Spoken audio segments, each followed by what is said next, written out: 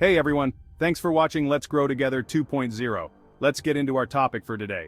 Today, I'm diving into a high-profile case that's been capturing headlines: the Hunter Biden gun trial. Let's break down the closing arguments and what this could mean moving forward. As the jury deliberates the fate of President Biden's son, Hunter, the courtroom atmosphere is tense. The lead prosecutor, Leo J. Wise, spent an hour meticulously connecting evidentiary dots in his closing argument. He painted a picture of Hunter Biden as someone who, while addicted to crack cocaine, willfully falsified a gun form by falsely claiming he was drug-free. Now, this isn't just a simple case of filling out a form incorrectly. According to Wise, this act tore Hunter's family apart and raised serious legal and ethical questions. With evidence like hundreds of text messages and bank records, plus excerpts from Hunter's own memoir, the prosecution aimed to leave an indelible mark on the jurors' minds. But the defense had a different angle.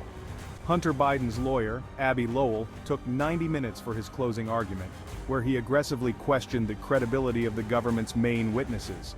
He accused the prosecutors of relying on suspicion and conjecture rather than solid evidence. His narrative suggested that the trial was less about justice and more about punishing a man now sober and remorseful for his past addiction. Lowell's words were compelling. This is not just a trial of one individual, but a test of our empathy and understanding towards those battling personal demons.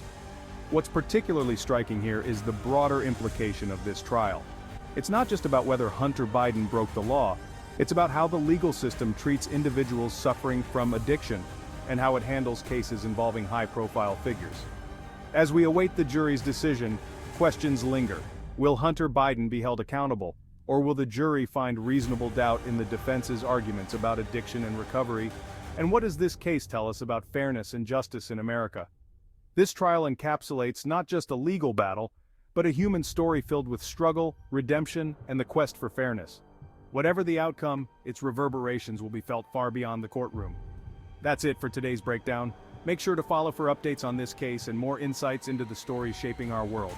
Thanks for tuning in. And also make sure to subscribe and hit that like and notification, but so you can be the first to get all the details as they become available.